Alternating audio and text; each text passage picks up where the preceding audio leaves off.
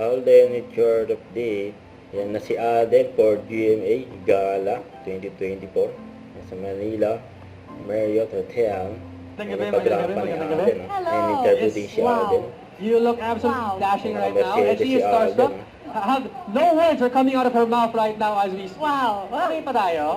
Okay pa? So tell us about your book. Okay, Alden. Yeah, so for tonight, this is a Dolce & Gabbana suit. Okay. With matching pairs of Schiaparelli brooch. So itong dalawang birds natin dito. Yan, no? May Then, May ibon. pair of Louboutins for tonight. Very classy, very elegant, very simple, Yeah. very timeless. Yeah. Lahat na lang ng mga adjectives. I believe it to kasi ang dami, nakikita ko Ay, yung... ako na, ikaw na naman.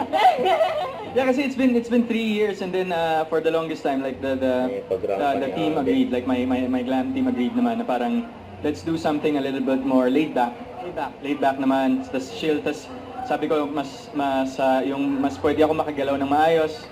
Oh, yeah. So I think this is the inspiration of the whole outfit. More relaxed. More relaxed. Alright, and we'll leave you to have a relaxing time because we have to socialize with your co-stars and friends here.